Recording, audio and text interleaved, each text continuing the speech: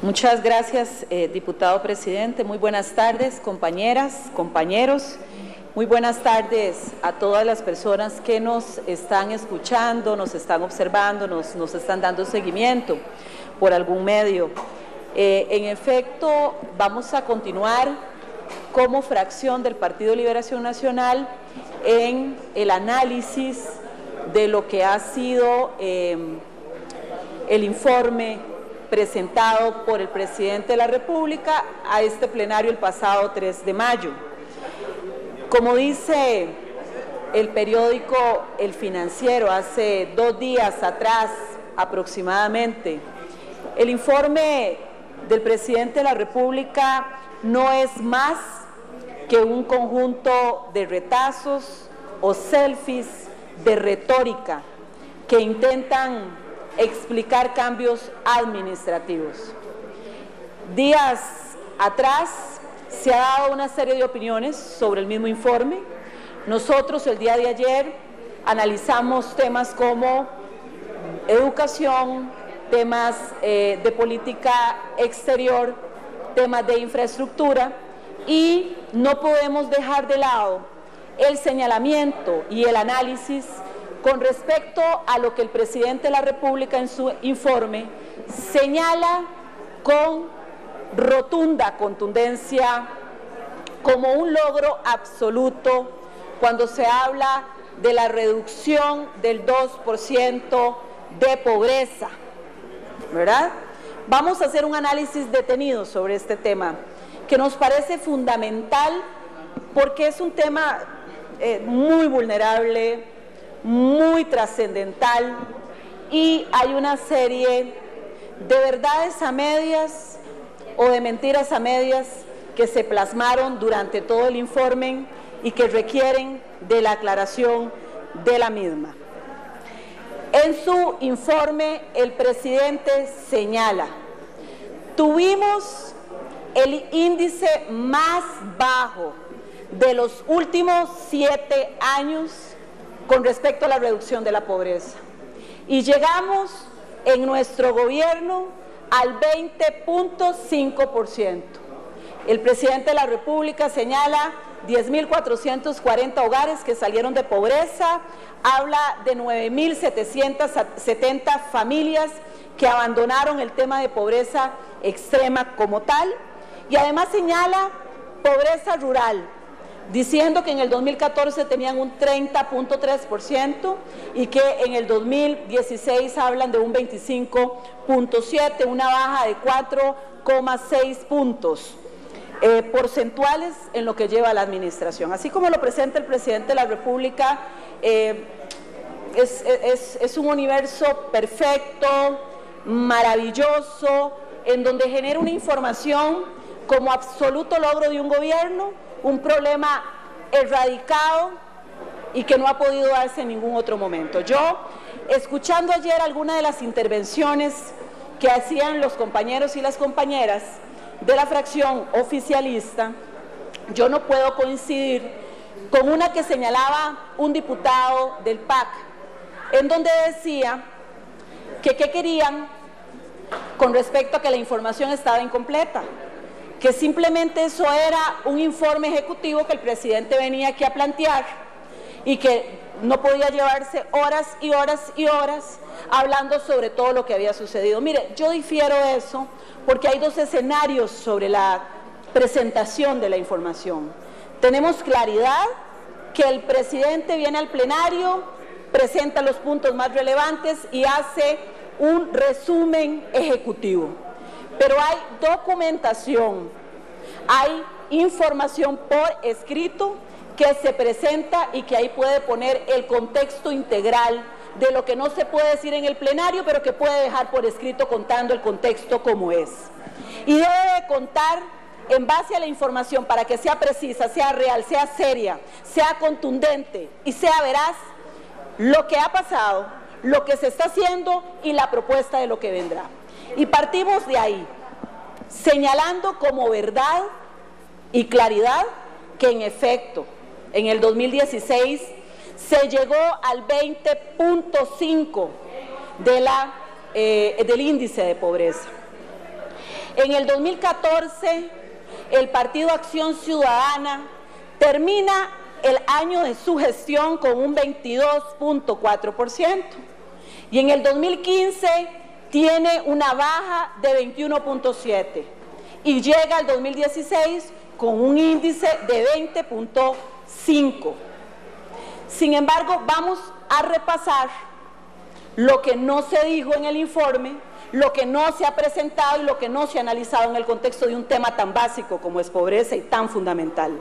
2012, el índice de pobreza se cierra con un 20.6%. Y en el 2013, el índice de pobreza cierra con un 20.7%. ¿Qué significa esto? El gobierno del PAC encuentra el país con un índice de pobreza de 20.7 que en el 2014 no logra contener y sube a un 22%. Que en el 2015 logra bajarlo a un 21.7 y que en el 2016 vuelve a llegar a los estándares básicos de pobreza en la reducción histórica que se mantiene entre el 20.5 y el 20.7, que es evidente que no ha sido suficiente, pero que se ha mantenido por varias administraciones y por varios años. Paso de ahí en un panorama más claro del seguimiento de la disminución, del abordaje de los porcentajes de pobreza, a lo que el presidente dice pobreza multidimensional. Y vamos a analizarlo utilizando el mismo índice desarrollado por este mismo gobierno. Vamos a hacer un análisis en la misma metodología con que el gobierno hace la apreciación del tema de pobreza como tal, considerando generación de empleos, ingreso y ponderando algunos factores como salud, educación, protección social, vivienda. Y resulta que haciendo una medición en este país, sistemáticamente desde el 2010 se ha venido reduciendo el tema de la pobreza. Eso no lo dice esta diputada, eso no lo dice esta fracción, sino los datos oficiales del INEC versus la metodología implementada para medir el tema de pobreza por el mismo gobierno de la República. Entonces aquí el tema de discusión no es qué porcentaje logrado alcanzar, sino el reto de que la reducción de la pobreza extrema, en la disminución de los porcentajes, se sostenga con una propuesta sostenible, garantizando que la gente en el tiempo de verdad salga de la pobreza. Ese es el reto y nunca ha sido la discusión y nunca se ha puesto sobre la mesa una condición que garantice que eso suceda, ¿verdad? Entonces, volviendo al escenario real, a los datos reales, al contexto integral, podemos decir que el gobierno primero vio subir la pobreza multidimensional en el 2014 y en el 2015 para llegar a los mismos parámetros que encontró en el 2016. Pero hagamos un análisis de cómo se ha abordado la pobreza, cómo se ha reducido y cómo se ha sostenido en los últimos años. Y vemos el periodo, por ejemplo, 2010 a 2013. La pobreza multidimensional bajó de 25.9 a 20.8. O sea, fue una etapa muy significativa en la reducción de la pobreza. Y si usted quiere ir más atrás y hace un análisis del 2005 al 2009, es el periodo más significativo en el país cuando hablamos de reducción de pobreza, porque nos encontramos que en el 2005 se abre con un 38.4 y se llega al 2009 con una reducción del 29.7. O sea, es la reducción más importante de los últimos años. Si ustedes le ponen esto en el contexto, entonces usted podrá entender que ha sido la variable en el país para un tema que no es suficiente con los porcentajes que tenemos de reducción para la eliminación de brechas sociales, porque es histórico. Pero bueno, el gobierno no nos cuenta esa historia de esa manera. El gobierno nos cuenta lo que pasó en 3 años en su gobierno y además deja la sensación de manera irresponsable de que nadie, absolutamente nadie en este país ha hecho nada y que ya ellos entraron a resolver el problema. Voy a delimitar más el tema, porque la pobreza en este país tiene rostro de mujer y hablamos de pobreza extrema y golpea a las mujeres y a sus familias, a sus hijos, a los adultos mayores. Y entonces el análisis aquí tiene que segregar aún más la vulnerabilidad de estos grupos de mujeres, sobre todo de jefas de hogar. Y el presidente dice, partimos de una línea base de 1.300 mujeres atendidas en el 2014 y superamos las metas a 5.000 cuando eran 4.542 mujeres en el año 2016. Dice el presidente, hemos logrado incidir directamente en más de 6.800 mujeres en situación de pobreza y pobreza extrema. Hemos incidido en 7.799 mujeres, 450 niñas con las clases y capacitación de educación sexual y reproductiva que pertenecen al grupo Avanzamos Mujeres.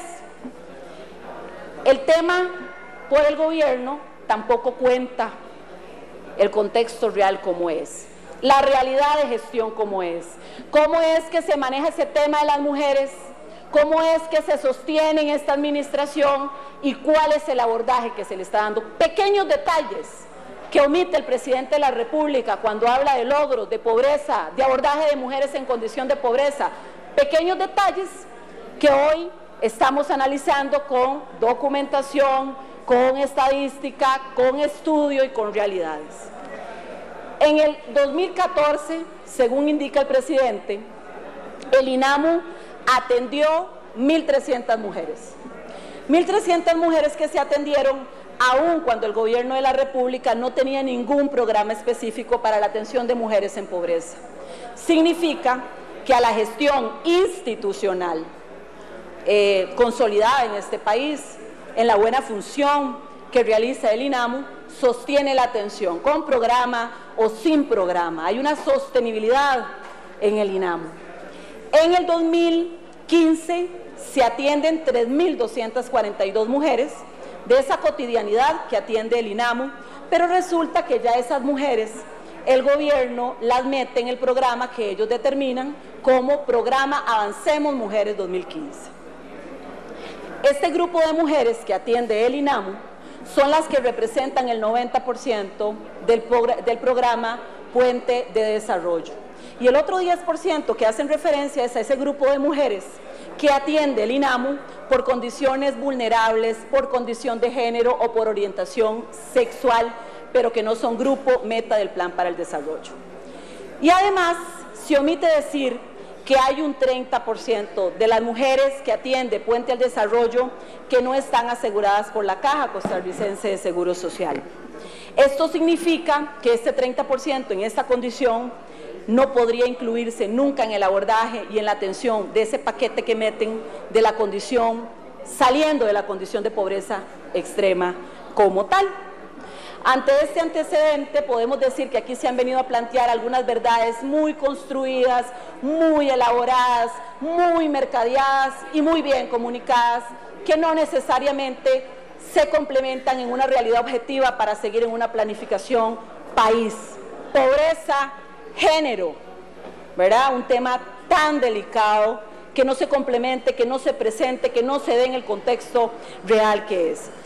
A esto agregamos las ayudas sociales y de atención de gestores solo duran 2 años, o sea, nada más. No existe un indicador de medición que permita el éxito garantizado para poder asegurar la sostenibilidad de que esos grupos de mujeres en condición de pobreza extrema y pobreza van a salir después del abordaje de 2 años. Me refiero al 1.300 más 3.242, que es el conjunto de lo que el presidente habla, abordado por el INAMU, que expliqué en el antecedente. Esto quiere decir, en el análisis y en las omisiones que se hace por parte del presidente, que cuando estas mujeres dejen de recibir ambos subsidios de ambos programas, Avancemos Mujeres 2015, Puente para el Desarrollo, no tenemos cómo determinar si tendrán las capacidades económicas para mantenerse fuera por sí solas y salir definitivamente de la condición de pobreza y pobreza extrema. Y es que no hay construido un indicador de evaluación post ni antes. Y las que toda la vida profesionalmente hemos trabajado en ciencias sociales y hemos abordado el tema de la pobreza, sabemos la importancia de este factor para medir y para sostener. Miren, si no sabemos, si no se presenta, si ni siquiera hay transparencia ni claridad para que se cuente cuál es la historia antes que se encontró en el análisis, y a partir de ese antecedente, qué es lo que se determina en actualidad a seguir, a dar continuidad, y mucho menos se plantea, que esa es la gran preocupación o la gran crítica que yo genero en el informe, ¿cuál va a ser la propuesta después del abordaje inmediato? ¿Cuál es la estrategia que se deja en la planificación de un gobierno para sostener el plan en el tiempo en el país? No pensamos de la inmediatez, sino cómo se sigue sosteniendo posteriormente esto cuando se acabe esta etapa, continúe la otra y llegue otro gobierno y se sostenga en la planificación país.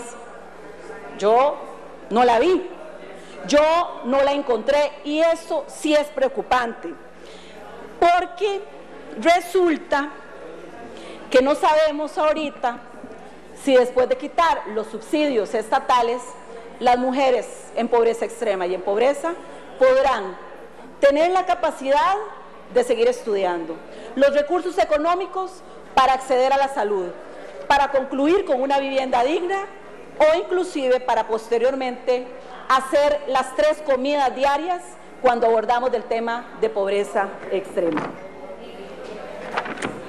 No podemos hablar de erradicación de la pobreza si no hablamos de generación de empleo, si no es una utopía, si no es sostenible. El mayor reto para el país, y somos de los más bajos en el análisis de la región y mundial, es lograr la autonomía económica de las mujeres en condición de pobreza. Miren, el tema estatal es paliativo. Para hablar de una verdadera salida de la pobreza, debe haber generación de empleo. Y resulta que en el informe general del presidente, la mayor deuda de este gobierno se llama empleo. Es la promesa que no se cumplió y que además el presidente no habló mucho, tampoco dio mayor explicación. Si es la mayor deuda, ¿cómo se puede jactar con la convicción de que hemos resuelto y avanzamos en un tema sostenible de pobreza? Si ni siquiera estamos abordando el tema de pobreza de la mano de un tema muy paliativo de apoyo estatal, pero de la demarcación final de la generación de empleo. Por ejemplo, para tratar de generar mayor claridad, las mujeres atendidas por cogestores en el 2015 son dadas de alta, por usar un término, en el 2017. Estos acompañamientos, que yo sí quiero decir que me parece que son los correctos, incluyen acompañamientos psicológicos, becas, subsidios, vivienda integral. Me parece que el abordaje en la inmediatez es el correcto, multidimensional. Ahí estamos bien. Termina después 2 años, pero ya los cogestores no pueden darle un seguimiento ni una evaluación post para poder garantizar, acompañar, documentar, preparar la fase final de la persona en condición de pobreza extrema o de pobreza, o en el caso particular de las mujeres que se abordan. Y entonces ahí tenemos una caída de algo que en definitiva no se vuelve sostenible y que volvemos a caer a los círculos que siempre hemos mantenido del 20.5, del 20.6 y del 20.7, más de ahí no hemos logrado llegar a índices históricos en el país. Según el informe del presidente, hablando de empleo, hablando de verdadera erradicación de la pobreza, el presidente dice se crearon 7.841 empleos. No obstante, y pongan mucha atención acá porque esta parte también es muy interesante, 7.400 empleos, dice el presidente, se generaron. Estos empleos nuevos están en sectores como la inversión extranjera directa. ¿Qué quiere decir con la creación de estos empleos? Que está muy dirigida a sectores de la población muy profesionalizados, con mucho conocimiento técnico. Usualmente, este tipo de empleos se dirige a poblaciones que no están necesariamente o no están en condición de pobreza ni de pobreza extrema, sino que tienen sus necesidades económicas resueltas y este es un nivel académico en el que usted tiene que llegar y ya usted no está en pobreza. Bueno, por supuesto que es importante el reforzamiento de generación de empleo para este tipo de población, para este tipo de especialización, y me parece que siempre en el país hay que seguir reforzando esa área de empleo. Pero, ¿qué podemos ver si no hay una planificación o no hay una concretización de ese tipo de empleo para personal no calificado, para el empleo de la informalidad a la formalidad, que aquí hemos discutido en legislación, generar algunas oportunidades para que suceda de manera real? ¿Qué sucede con ese tipo de empleo que está en deuda en este país y que además, otro dato de la INE curioso, que también se omite en el informe? Y yo vuelvo a reiterar, no hablo de informe solo verbal, o sea, yo entiendo que aquí tienen que venir a algún resumen, hablo de lo que se escribe en el papel, que mínimo en tema de clarificación y de transparencia debería venir completo. En diciembre del 2016 había un total de 19.420 mujeres desempleadas, pero vieran que en el 2014 habían menos mujeres desempleadas. En el 2015 incrementa el desempleo de mujeres en este país y en el 2016 aumenta el desempleo de mujeres en este país. Y a mí me dicen que están sacando de la pobreza a todas las mujeres de este país. O sea, que de verdad me expliquen cómo, porque no lo logro entender. O sea, hay un abordaje de un programa que va por el camino correcto, que no es sostenible, que depende de la ayuda estatal y que se pierde después de 2 años. Sin el garante de una política pública que le permita a la mujer y a sus familias la autonomía económica para de verdad y en serio hablar de salir de la pobreza. Eso no está sucediendo. El presidente en su Plan Nacional de Desarrollo promete sacar de la pobreza a 52.810 hogares costarricenses, de la pobreza extrema. Sin embargo, del total de hogares de la pobreza extrema del 2016, 44.3% son jefeados por mujeres en este país. Quiere decir que más de la mitad de los hogares costarricenses está al frente una mujer. Por eso pongo el contexto de la vulnerabilidad del tema de pobreza, de las condiciones que se están generando, y hablamos de algo que el gobierno cuenta a medias y de verdad que desde cualquier ámbito incompletísima la información, poco seria para poder seguir abordando, tomando decisiones y presentando un panorama real a este país. Si el tema de empleo no se aborda desde la perspectiva de mujeres, no estamos hablando de erradicación de la pobreza, por los datos. No porque aquí creamos solo en el tema de género y mujer, los datos de este país, las jefas de hogar, los números que afectan a las mujeres y el requerimiento de empleos para las mismas. Lo que puedo decir es que el verdadero logro de este gobierno en estos temas es que ha invertido bastante recurso en cómo vender la idea, en promocionar, ha sabido comunicarlo, lo sabe tirar hacia la parte exterior y lo vende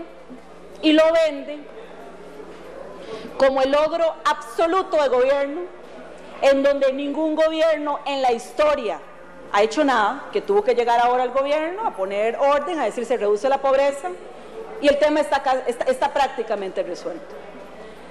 Yo hago mucho hincapié en esto, porque insisto y reitero,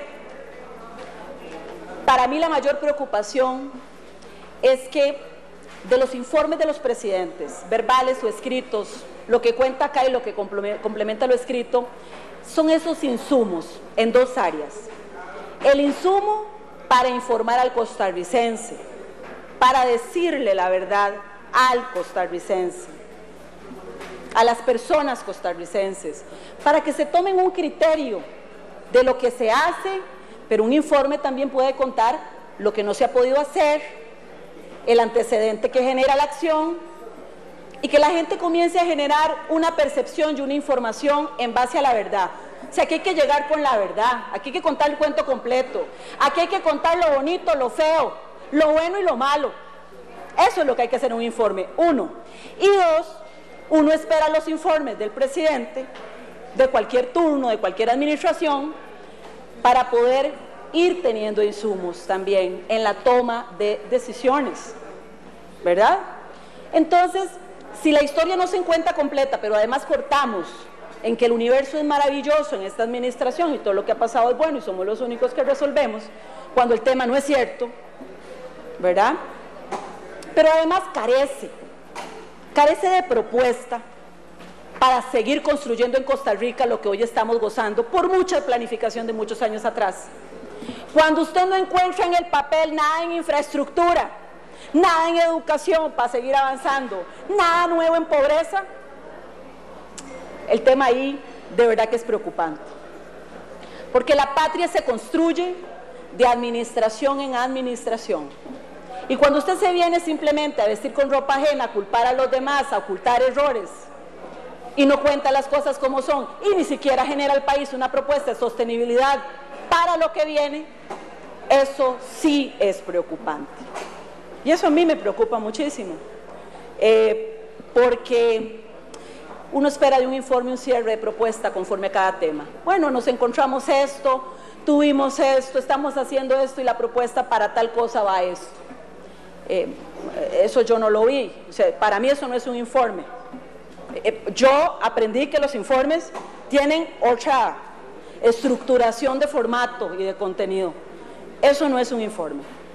Y me parece realmente grave que temas tan delicados utilicemos la politiquería y el populismo para no venir a contar las cosas como son y poder de verdad seguir ayudando a la construcción de muchos años en diferentes temas y avanzar. Y yo no quisiera dejar de lado, precisamente a veces muchos insistimos en las cosas, las decimos de frente, lo señalamos, lo argumentamos. Parte de ese ejemplo de la no aceptación y de las historias a medias, y tengo que volverlo a decir, es, bueno, hoy se toma una decisión en Casa Presidencial, que por supuesto que el presidente también omitió, saca su bandera de la transparencia, de la corrupción, y todos esperábamos el capítulo de las sanciones, ¿verdad? Para los jerarcas de alto nivel, no solo con los pluses salariales, temas de infraestructura, además de los 8.000 millones de colones, el tema del fiasco, etcétera, etcétera, etcétera. Bueno, la bandera es la transparencia, pero hacemos actos de corrupción que justificamos, pero además nos enojamos si siguen con la majadería, ¿verdad? Pero hoy el presidente en el Consejo le dice a la viceministra, porque hay una fila, o sea, eso es una lista, no es una, no es dos, no son tres, son cuatro, todos los días aparece, hasta información se está perdiendo, a una que tiene que pagarlo. Pero además Casa Presidencial saca un informe. Hemos tomado la decisión desde Casa Presidencial de que, miren señores, háganme el favor y digan las cosas como son. Casa Presidencial nunca quiso tomar la decisión. Casa Presidencial, el presidente de la República y su casa de cristal patearon la bola para tapar la gente y los actos de corrupción, a pesar de que la Contraloría ya les había dicho, a pesar de que habían actos de ilegalidad, a pesar de que aquí hemos insistido, ustedes tuvieron que hacerlo, porque aquí hubo presión de diputados y diputadas, presión de la Contraloría General de la República, presión de legislación, porque está en el Ministerio Público, porque es un acto de corrupción que ustedes querían tapar y se volvió inevitable. Entonces, hablando de verdades a medias, ¿verdad? En cualquier tema, y eso pasa con el gobierno PAC. La decisión ahora fue del Consejo de Gobierno porque somos muy honrados y porque somos muy transparentes y porque siempre supimos que había que hacerlo. No, no es así. Las cosas deben de decirlas en el contexto que es. Yo espero que ustedes reflexionen sobre esto que diferentes fracciones le han venido señalando, que repercutió de manera como muy, no sé qué término utilizar, muy abismal en el informe del presidente, de que las cosas hay que decirlas en el contexto que es, porque mentir, porque construir verdades, porque mentir a medias, porque decir verdades a medias, se llama corrupción. Eso también es corrupción. Y tengo que traerlo a este contexto, no porque esta diputada esté inventando el concepto de corrupción, ni la fracción, sino porque ustedes han sacado la bandera, han radicalizado acciones. En el futuro tiene que visualizarse así, porque en el pasado, ustedes siendo oposición, absolutamente todo era corrupción, todo acto era corrupción. Y ahora los actos de corrupción, las omisiones, la elasticidad sigue pasando y eso también es corrupción. Entonces, yo creo que si ustedes quieren seguir sacando esa bandera que vino aquí en el informe del presidente, ese estandarte, ese eje transversalizado, con tanta convicción que ustedes señalan que es el cambio, yo no creo que hacer esas cosas signifique revolución, como lo decía ayer un compañero de la fracción del PAC. No, revolución son otras cosas. Revolución podríamos determinar otro tipo de acciones, pero un cambio básico de lo que ustedes prometieron en campaña y una transformación básica como sinónimo de cambio tiene que ver mínimo con la coherencia en cosas muy básicas de lo que de verdad es transparencia y corrupción. Y perdón que resalte mucho en esto porque no hubo ningún contenido de este informe del señor presidente de la República en que no se escapara el tema de la honradez, de la transparencia y la lucha contra la corrupción. Y resalto, después del análisis tan sensible de las carencias que me preocupan en el tema de pobreza y de género, de la sostenibilidad en el tiempo, que por supuesto nos va a tener que tocar en futuros gobiernos, tratar de dar un vuelco a ese paradigma de abordaje de la pobreza y hablar de una adecuada autonomía económica para las mujeres y para la erradicación de la pobreza, para hacerla sostenible y no dependiente del Estado, si no vamos a seguir en lo mismo. Yo no puedo dejar de mencionar corrupción, cuando en todas las temáticas ustedes señalaban el esfuerzo por transparentar. Y de las omisiones más graves, señor presidente, de las omisiones más graves fue no hablar de las sanciones. Y además se ve mal que venir el 3 de mayo, sacar el pecho, el estandarte de la transparencia, no mencionarlo en el informe y bajo las presiones que aumentan cotidianamente por lo que pasa con los pluses salariales y muchas cosas más, y por la lista de personas, porque aquí no es una persona, yo no quisiera personalizarlo, que hay una lista de personas que vayan hoy a Casa Presidencial en Consejo de Gobierno, tomen el acuerdo que hace meses tuvieron que tomar y además yo creo que hay que despedir. O sea, aquí no solo se trata que vuelvan la plata, tienen que despedir, ¿verdad? Y vengan y saquen un comunicado, nosotros decidimos hacer esto. No sigamos mintiendo, pongámonos serios. Estamos hablando de un tema país El populismo le está haciendo daño al mundo. Costa Rica no puede entrar en estas cosas. Pongámonos serios en una agenda de país de planificación y de sostenibilidad. Ese es el llamado al gobierno. Muchas gracias, diputado presidente.